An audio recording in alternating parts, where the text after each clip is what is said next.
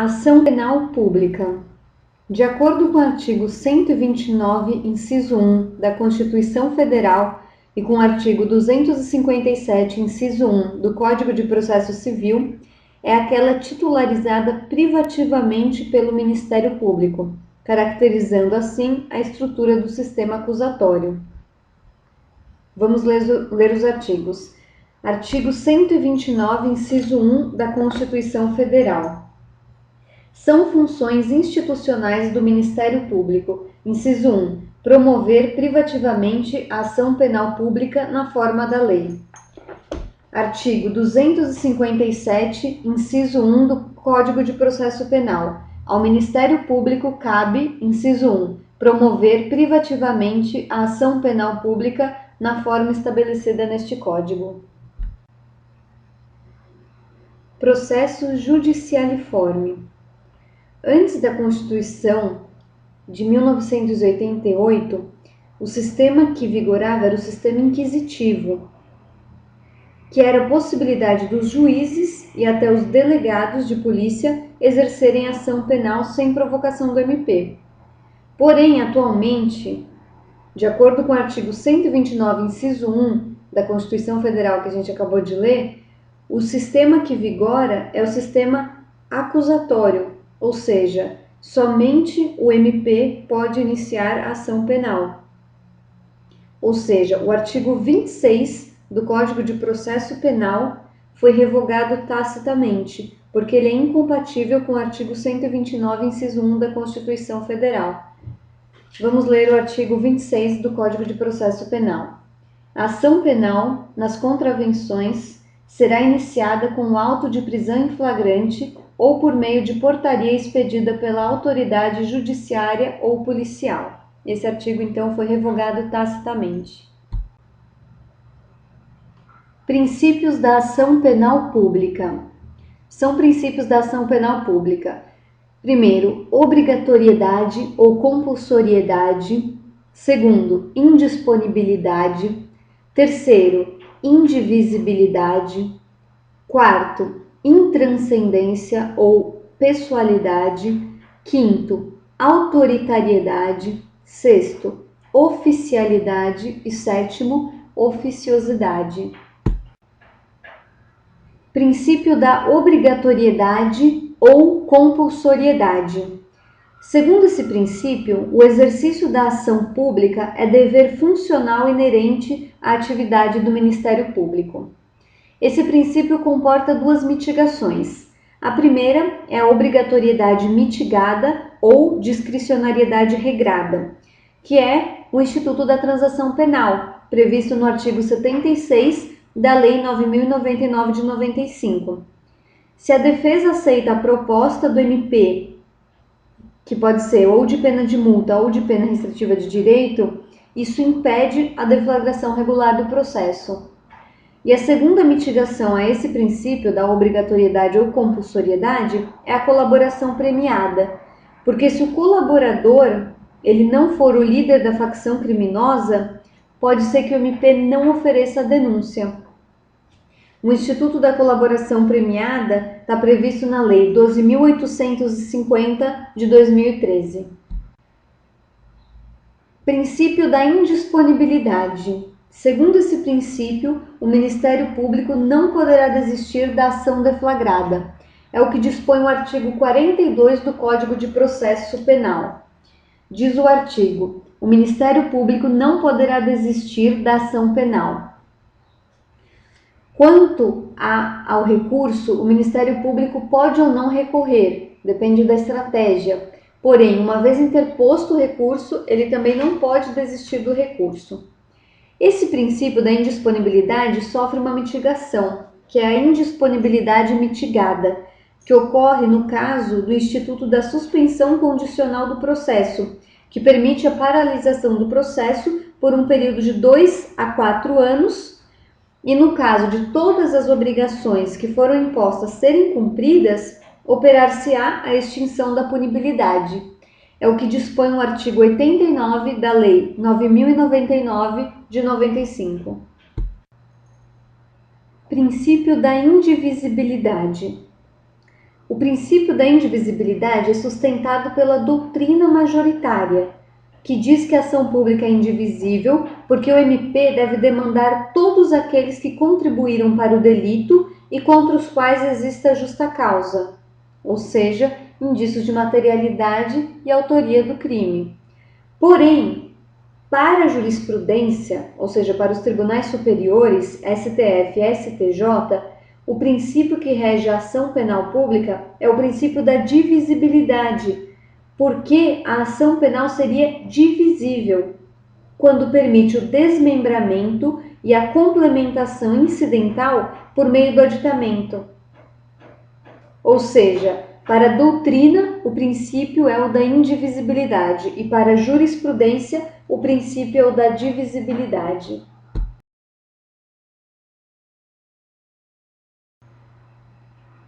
Princípio da intranscendência ou pessoalidade. Os efeitos da ação penal não poderão ultrapassar a figura do réu. Princípio da autoritariedade. A ação penal pública é titularizada por uma autoridade pública, qual seja o membro do MP, o membro do Ministério Público.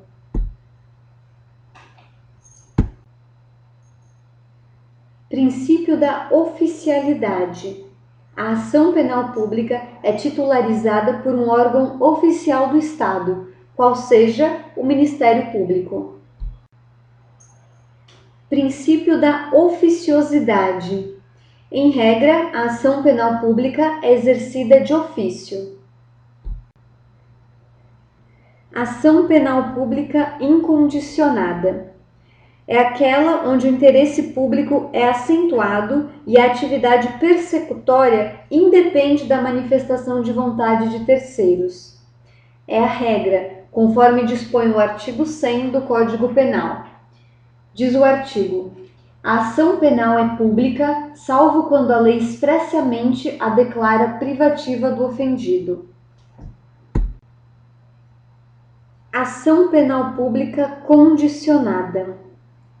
A ação penal pública condicionada também é titularizada pelo MP, pelo Ministério Público, porque também tem interesse público presente, porém em menor quantidade do que na ação penal pública incondicionada. A ação penal pública condicionada depende de uma prévia manifestação de vontade do legítimo interessado. A finalidade da ação penal pública condicionada é evitar o streptus judice, que é o escândalo, a exposição do processo. Para que a ação seja ação pública condicionada, é necessária referência expressa no tipo penal ou nas disposições gerais que regem aquele delito.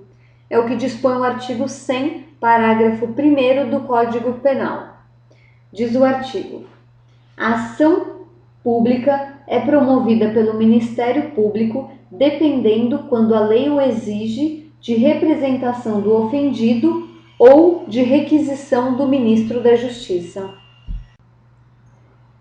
Ação penal pública condicionada à representação. É pedido e, ao mesmo tempo, autorização que condicionam o início da persecução penal nas hipóteses em que a lei exige. Sem a representação, não é possível haver nem ação, nem inquérito policial e nem lavratura de auto de flagrante. É condição especial, condição específica da ação, e é condição de procedibilidade da ação. Destinatários da representação.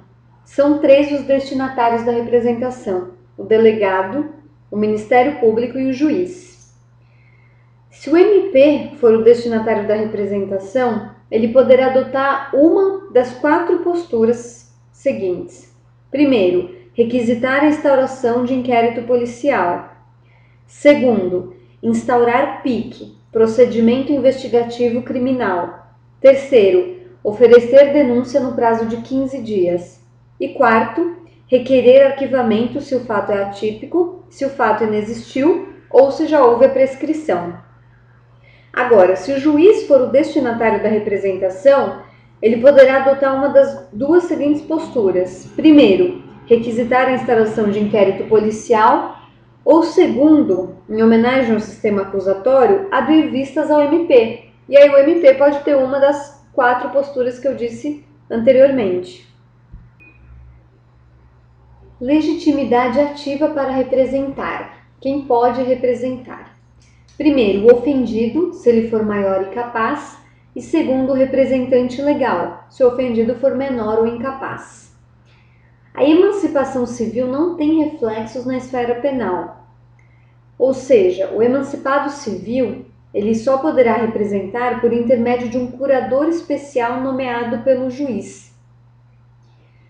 No caso de omissão, inércia do representante legal, ou seja, quando o ofendido contata o representante legal e esse se omite, isso não impede que a vítima possa oferecer a representação depois que ela atingir os 18 anos.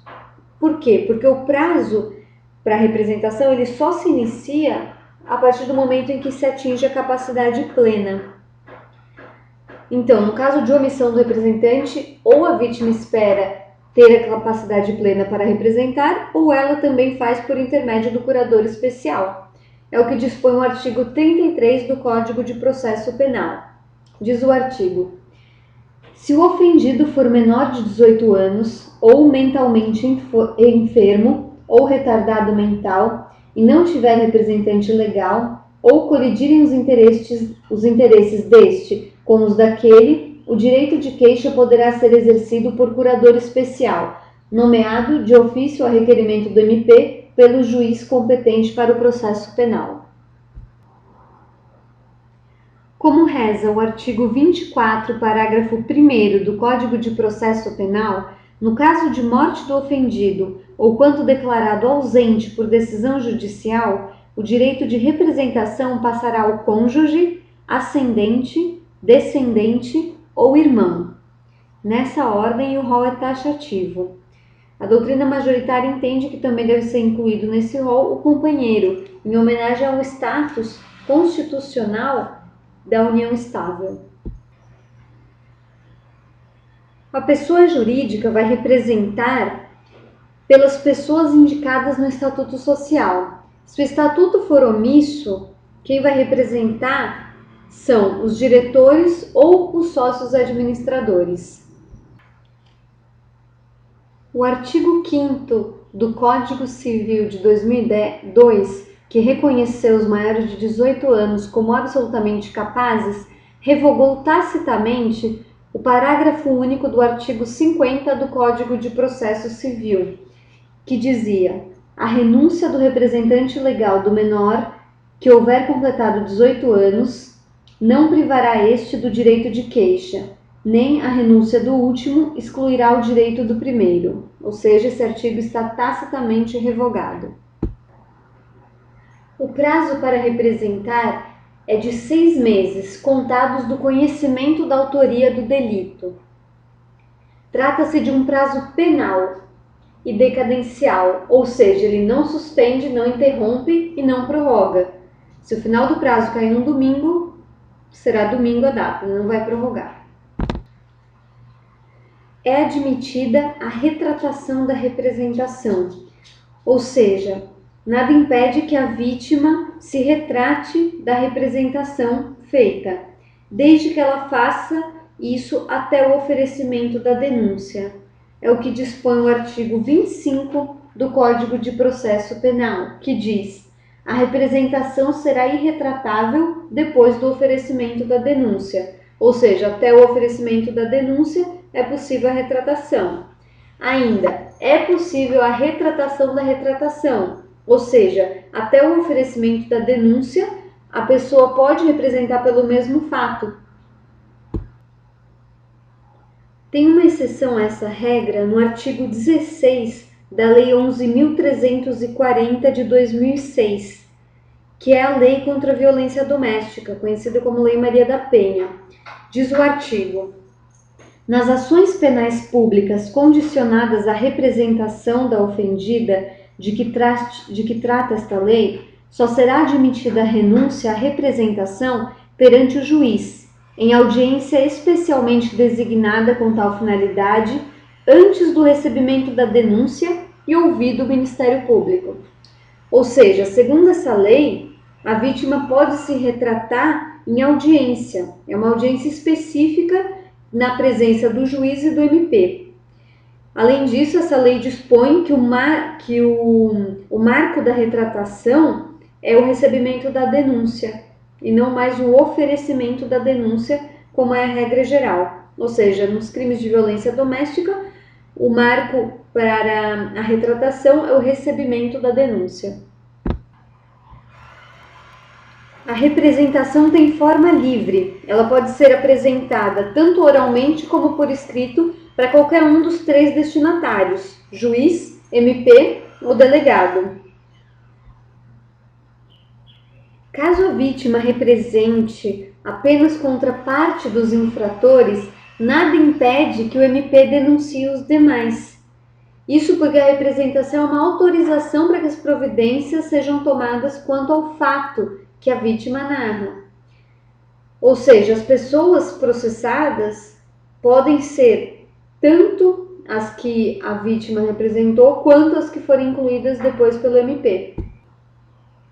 Nada impede que o MP altere os artigos que eventualmente a vítima tenha sugerido, porém o MP não pode denunciar fatos que a vítima não tenha representado, caso esses sejam de ação penal pública condicionada à representação. O MP só pode denunciar os fatos que a vítima tenha representado. Ação penal pública condicionada à requisição. É pedido e, ao mesmo tempo, autorização de natureza política, que condiciona o início da persecução penal. Sem ela, ou seja, sem a requisição, não pode haver inquérito policial, não pode haver ação penal e também não pode haver lavratura de flagrante. A finalidade da requisição é evitar o streptus judici, conforme dito o escândalo do processo. É uma condição de procedibilidade.